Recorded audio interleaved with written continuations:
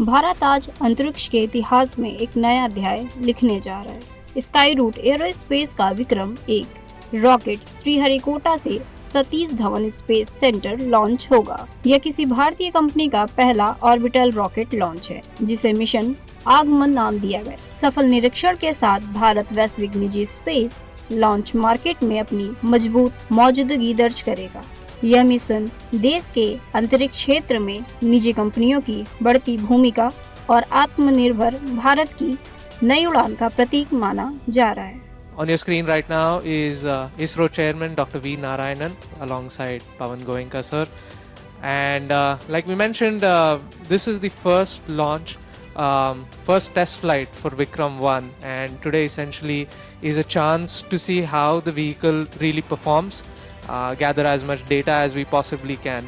And it's important to note that this is one of the first several flights before we get into routine commercial operations.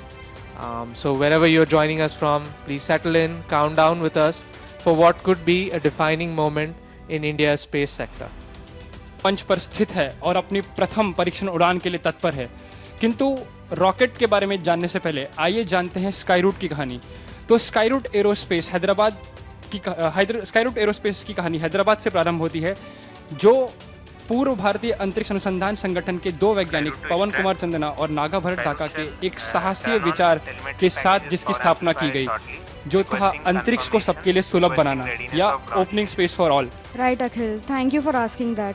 So back then in 2018 when I heard about Skyroot, it was really a mix of excitement and curiosity.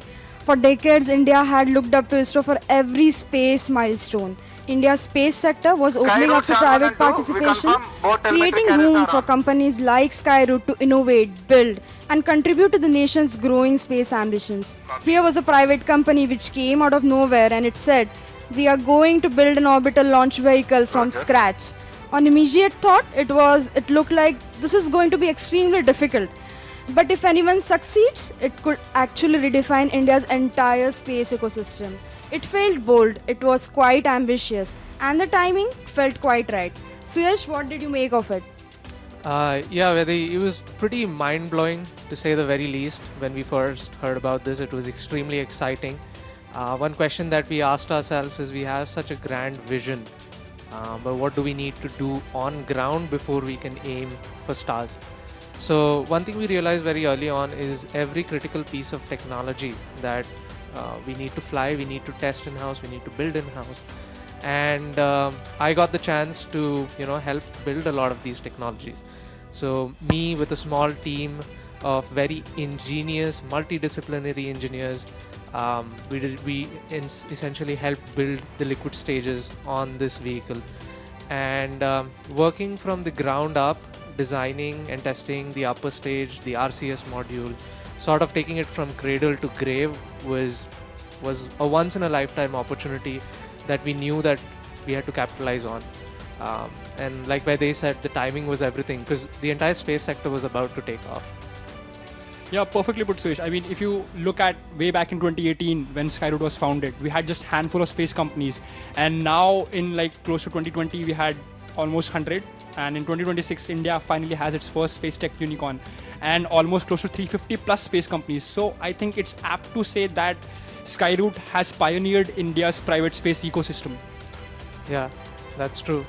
And just recently you were seeing views from the launch control center of Skyroot, and now on your screens is the mission control center, where we have a lot of dignitaries who've joined us. On your screen right now is Pawan and Bharat.